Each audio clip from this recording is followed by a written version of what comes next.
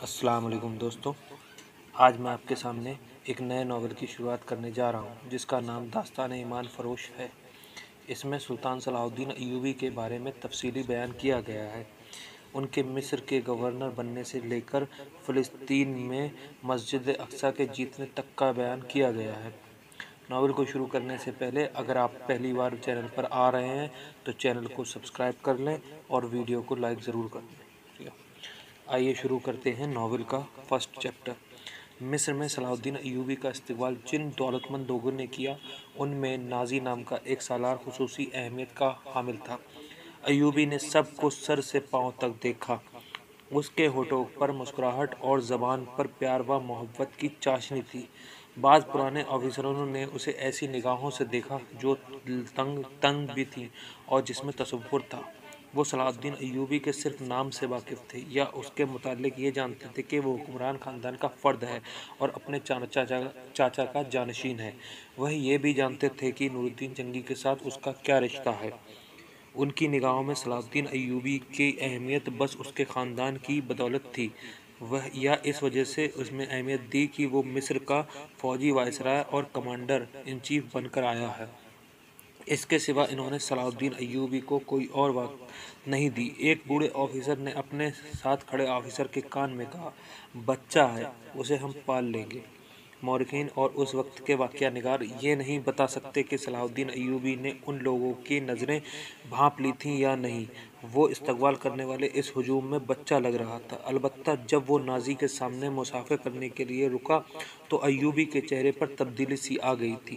وہ نازی سے ہاتھ ملانا چاہتا تھا لیکن نازی جو اس کے باپ کی عمر کا تھا سب سے پہلے درباری خوش آمدید کی طرح جھکا، پھر ایوبی سے لپٹ گیا اور ایوبی کو باہوں میں لے کر اس نے ایوبی کی پیشانی چوم کر کہا، میرے خون کا آخری قطرہ بھی تمہاری جان کی حفاظت کے لیے رہے گا۔ تم میری جنگی اور شخصی امانت ہو، میری جان عظمت اسلام سے زیادہ قیمتی نہیں۔ صلاح الدین ایوبی نے نازی کا ہاتھ چوم کر کہا، محترم، اپنے خون کا ایک ایک قطرہ سنبھال کر رکھیے، صلیبی سیاہ گھٹاؤں کی طرح چھائے ہوئے ہیں۔ نازی جاداب میں صرف مسکرایا جیسے صلاح الدین ایوبی نے کوئی لطیفہ سنایا ہو۔ صلاح الدین ایوبی اس تجربہ کار سالار کی مسکراہٹ کو غالباً سمجھ نہیں سکا۔ نازی فاطمی خلافت کا پوشیدہ سالار تھا۔ وہ مصر میں باڈی گارڈز کا کمانڈر ان چیف یا جس کی نفری 50,000 تھی اور ساری کی ساری نفری سوڈانی تھی۔ یہ فوج اس دور کی جدید ہتھیار سے مسلح تھی۔ یہ فوج نازی کا ہتھیار بن گئی تھی جس کے زور پر وہ بے تاج بادشاہ بن بیٹھا تھا۔ وہ سازش اور مفاد پرستی کا دور تھا۔ اسلامی دنیا کی مرکزیت ختم ہو چکی تھی۔ صلیبیوں کی بھی نہایت دلکش تقویگری شروع ہو چکی تھی۔ زر پرستی اور طائش کا دور تھا۔ جس کے پاس ذرا سی بھی طاقت تھی اسے وہ اپنے اقتدار کے تحفظ کے لیے اور دولت سمیٹنے کے لیے استعمال کرتا تھا۔ سوڈانی باڈی گارڈز فوج کا کمانڈر نازی مصر میں حکومتوں کا دیگر سربراہوں کے لیے دہشت بنا ہوا تھا۔ خدا نے اسے سازش ساز دماغ دیا تھا۔ اسے اس دور کا بادشاہ ساز کہا جاتا تھا۔ بنانے اور بگاڑنے میں خصوصی مہارت حاصل رکھتا تھا۔ اس نے صلاح الدین ایوبی کو دیکھا تو اس کے چہرے پر بالکل اسی طرح مسکراہٹ آئی جس طرح کمزور بھیڑ کو دیکھ کر بھیڑیے کے دانت نکل آتے ہیں۔ صلاح الدین ایوبی اس زہر کن کو نہ سمجھ سکا۔ اس کے لیے سب سے پہلے زیادہ اہم آدمی نازی ہی تھا کیونکہ وہ 50,000 باڈی گارڈز کا کمانڈر تھا اور صلاح الدین ایوبی کو اس فوج کی ضرورت تھی۔ صلاح الدین ایوبی سے کہا گیا کہ حضور بڑی لمبی مسافت سے تشریف لائے ہیں، پہلے آرام کر لیں۔ تو اس نے کہا، میرے سر پر جو دستار رکھ دی گئی ہے میں اس کی اہل نہ تھا۔ اس دستار پر میرا آرام نوا نیند ختم کر دی ہے۔ کیا آپ حضرت مجھے اس چھت کے نیچے نہیں لے چلیں گے جہاں فرائض انتظار کر رہے ہیں؟ کیا حضور کام سے پہلے تمام پسند نہیں فرمائیں گے؟ اس کے نائب نے پوچھا۔ صلاح الدین ایوبی نے کچھ سوچا اور ان کے ساتھ چل پڑا۔ لمبے تگڑے قبیلے باڈی گارڈز اس عمارت کے سامنے دو کھڑے تھے جس میں کھانے کا انتظام کیا گیا تھا۔ صلاح الدین ایوبی نے ان گارڈز کو خطبے اور ہتھیار دیکھے تو اس کے چہرے پر رونق آ گئی، مگر یہ رونق دروازے سے قدم رکھتے ہی غائب ہو گئی۔ وہاں 4 نوجوان لڑکیاں کے جسم میں چکن لچک اور شانوں بکھرے ہوئے ریشمی بالوں میں قدرت کا حسن سمایا ہوا تھا، ہاتھوں میں پھولوں کی پتیوں سے بھرے ہوئے کشادہ کوکٹل اٹھائے کھڑی تھیں۔ انہوں نے صلاح الدین ایوبی کے راستے میں پتیاں بکھیرنا شروع کر دی اور اس کے ساتھ وف کی تھالی پر تحفظ و روانہ اور شہنائیوں کا مسوار کن نغمہ ابھرا۔ صلاح الدین ایوبی نے راستے میں پھولوں کی پتیاں دیکھ کر قدم پیچھے کر لیے۔ نازی اور اس کا نائب اس کے دائیں بائیں تھے، وہ دونوں جھک گئے اور اسے آگے چلنے کی دعوت دی۔ یہ وہ رواج تھا جسے ہندوستان میں مغل بادشاہوں نے رائج کیا تھا۔ صلاح الدین ایوبی پھولوں کی پتیاں مسلنے نہیں آیا تھا۔ صلاح الدین ایوبی نے ایسی مسکراہٹ سے کہا جو ان لوگوں نے پہلے کم ہی کسی کے ہونٹ پر دیکھی تھی، ہم حضور کے راستے میں آسمان ستارے بھی نوچ کر بچھا سکتے ہیں۔ نازی نے کہا، اگر میری راہ میں کچھ بچھانا چاہتے ہو تو وہ ایک ہی چیز ہے جو میرے دل کو بھاتی ہے۔ صلاح الدین ایوبی نے کہا، آپ حکم دیں۔ نائب نے کہا، وہ کون سی چیز ہے جو حضور کے دل کو بہلاتی ہے؟ صلیبیوں کی لاشیں۔ صلاح الدین ایوبی نے مسکرا کر کہا، مگر فوراً ہی اس مسکراہٹ کو غائب کر دی۔ ان کی آنکھوں میں شعلے نکلنے لگے۔ اس نے دھیمی آواز میں جیسے قہر اور عطام چھایا ہوا تھا کہا، مسلمانوں کی زندگی پھولوں کی سیج نہیں، جانتے نہیں ہو صلیبی سلطنتیں اسلامیہ کو چوہوں کی طرح کھا رہی ہیں، اور جانتے ہو کہ وہ کیوں کامیاب ہو رہے ہیں؟ صرف اس لیے کہ ہم نے پھولوں کی پتیوں پر چلنا شروع کر دیا ہے۔ ہم نے اپنی بچیوں کو ننگا کر کے ان کی عزت رون ڈالی ہے۔ میری نظریں فلسطین پر لگی ہوئی ہیں، تم میری راہ میں پھول بچھا کر مصر سے بھی اسلام کا پرچم اتار دینا چاہتے ہو؟ اس نے سب کو ایک نظر دیکھا اور دبے دبے سے کہا، اٹھا لو یہ پھول، میرے راستے میں میرے ان پر قدم رکھا تو میری روح کانٹوں سے چھلنی ہو جائے گی۔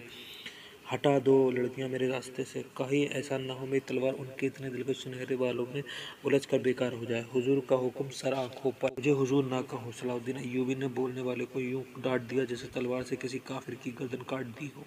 اس نے کہا، حضور وہ تھے جن کا تم کلمہ پڑھتے ہو اور جس کا میں غلام بے دام ہوں۔ میری جان فدا ہو اس حضور اکرم رسول اللہ صلی اللہ تعالیٰ علیہ وسلم پر جن کے مقدس پیغام کو میں نے سینے پر کھود رکھا ہے۔ میں یہی پیغام لے کر مصر میں آیا ہوں۔ صلیبی مجھ سے یہ پیغام چھین کر بحر روم میں ڈبو دینا چاہتے ہیں، شراب میں غرق کر دینا چاہتے ہیں۔ میں بادشاہ بن کر نہیں آیا۔ کسی کے اشارے پر پھول کی پتیاں سمیٹ کر وہاں سے ہٹ گئی تھیں۔ صلاح الدین ایوبی تیزی سے دروازے کے اندر چلا گیا۔ ایک وسیع کمرہ تھا، اس میں ایک لمبی میز رکھی تھی جس پر رنگ برنگے پھول بکھرے ہوئے تھے اور ان کے درمیان روسٹ کیے ہوئے بکرے کے بڑے بڑے ٹکڑے یا سالے مرغ اور جانے کیسے کیسے کھانے سجے ہوئے تھے۔ صلاح الدین ایوبی رک گیا اور اپنے نائب سے پوچھا، کیا مصر کا ہر ایک باشندہ اسی قسم کا کھانا کھاتا ہے؟ نہیں حضور، نائب نے جواب دیا، غریب لوگ تو ایسے کھانے کے خواب بھی نہیں دیکھ سکتے۔ تم سب کس قوم کے فرید ہو؟ صلاح الدین ایوبی نے پوچھا، کیا ان لوگوں کی قوم الگ ہے جو ایسے کھانوں کے خواب بھی نہیں دیکھ سکتی؟ کسی طرح سے جواب نہ پا کر اس نے کہا، اس جگہ کس قدر ملازم اور یہاں پر جتنے سپاہی ڈیوٹی پر ہیں ان سب کو اندر بلاؤ، یہ کھانا انہیں کھلا دو۔ اس نے لپک کر ایک روٹی اٹھائی، اس پر 3 بوٹیاں رکھی اور کھڑے ہو کر کھانے لگا۔ نہایت تیزی سے پوری روٹی کھا کر پانی پیا اور باڈی گارڈ کے کمانڈر نازی کو ساتھ لے کر اس کمرے سے چلا گیا اور وائسرائے کا دفتر تھا۔ 2 گھنٹے بعد نازی باہر نکلا۔ دوڑ کر اس نے گھوڑے پر سوار ہوا، ایڑ لگائی اور نظروں سے اوجھل ہو گیا۔ رات نازی کے خاص کمرے میں اس کے 2 کمانڈر جو اس کے سلاح اور ہمراز تھے اس کے پاس بیٹھے شراب پی رہے تھے۔ نازی نے کہا، جوانی کا جوش ہے، تھوڑے دن میں ٹھنڈا کر دوں گا۔ کمبخت، جو بھی بات کرتا ہے کہتا ہے رب کعبہ کی قسم، صلیبیوں کو سلطنت اسلامیہ سے باہر نکال کر پھینک دوں گا اور اس کے بعد ہی میں دم لوں گا۔ صلاح الدین ایوبی، ایک کمانڈر نے طنزیہ کہا، اتنا بھی نہیں جانتا کہ سلطنت اسلامیہ کا دم نکل چکا ہے، اب سوڈانی حکومت کریں گی؟ کیا آپ نے اسے بتایا نہیں کہ یہ 50,000 کا لشکر سوڈانی ہے؟ دوسرے کمانڈر نے نازی سے پوچھا، اور یہ لشکر جسے وہ اپنی فوج سمجھتا ہے صلیبیوں کے خلاف نہیں لڑے گا؟ تمہارا دماغ ٹھکانے ہے اداروش؟ نازی نے کہا، میں اسے یہ یقین دلا آیا ہوں کہ یہ 50,000 سوڈانی شیر اس کے اشارے پر صلیبیوں کے پرچے اڑا دیں گے۔ لیکن نازی چپ ہو کر سوچ میں ڈوب گیا۔ لیکن کیا؟ اس نے مجھے حکم دیا ہے کہ مصر کے باشندوں کو ایک فوج تیار کرو۔ نازی نے کہا، اس نے کہا ہے کہ ایک ہی ملک کی فوج مناسب نہیں ہوتی، وہ مصر کے لوگوں کو بھرتی کر کے ہماری فوج میں شامل کرنا چاہتا ہے۔ تو آپ نے کیا جواب دیا؟ میں نے اس سے کہا کہ حکم کی تعمیل ہوگی۔ نازی نے جواب دیا، مگر میں ایسے کام کی تعمیل نہیں کروں گا۔ مزاج کا کیسا ہے؟ اداروش نے پوچھا۔ ضد کا پکا معلوم ہوتا ہے، نازی نے جواب دیا۔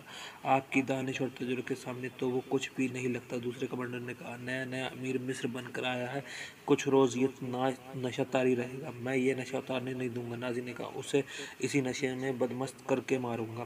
بہت دیر تک یہ تینوں صلاح الدین ایوبی کے خلاف باتیں کرتے رہے اور اس مسئلے پر غور کرتے رہے کہ اگر صلاح الدین ایوبی نے نازی کو بے تاج بادشاہی کے لیے خطرہ پیدا کر دیا تو وہ کیا کارروائی کریں گے۔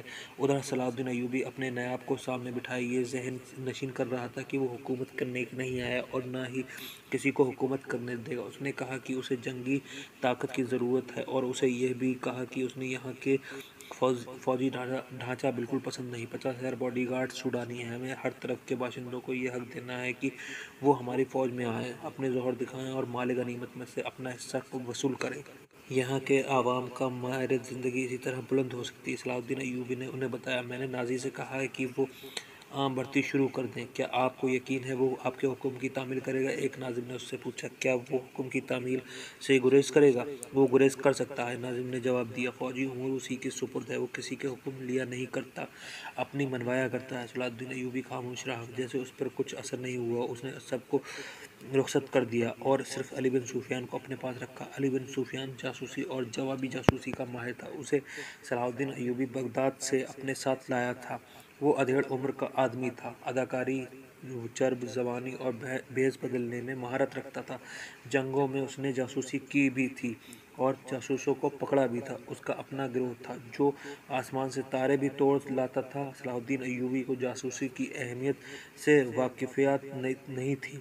فن مہارت کے علاوہ علی میں وہی جذبہ تھا جو صلاح الدین ایوبی میں تھا۔ تم نے سنا علی، صلاح الدین ایوبی نے کہا، یہ لوگ کہہ گئے ہیں کہ نازی کسی سے حکم لیا نہیں کرتا، اپنی منوایا کرتا ہے۔ ہاں، علی نے جواب دیا، میں نے سن لیا ہے۔ اگر میرے چہرے پہچاننے میں غلطی نہیں کرتا تو میری رائے سے باڈی گارڈز کا یہ کمانڈر جس کا نام نازی ہے، ناپاک ذہنیت کا انسان ہے۔ اس کے متعلق میں پہلے سے بھی کچھ جانتا ہوں۔ یہ فوج جو ہمارے خزانے سے تنخواہ لیتی ہے، دراصل نازی کی ذاتی فوج ہے۔ اس نے حکومت حلقے میں ایسی سازش کی ہے جس نے انتظامیہ ڈھانچے کو بے حد کمزور کر دیا ہے۔ آپ کا یہ فیصلہ بالکل باز ہے۔ فوج میں یہاں کے ہر خطے کے سپاہی ہونے چاہیے۔ میں آپ کو تفصیل معلومات فراہم کروں گا۔ مجھے شک ہے کہ سوڈانی فوج نازی کی وفادار ہے، ہماری نہیں۔ آپ کو اس فوج کی ترتیب اور تنظیم بدلنی پڑے گی یا نازی کو سبکدوش کرنا پڑے گا۔ میں اپنی صفوں میں ہی اپنے دشمن پیدا نہیں کرنا چاہتا۔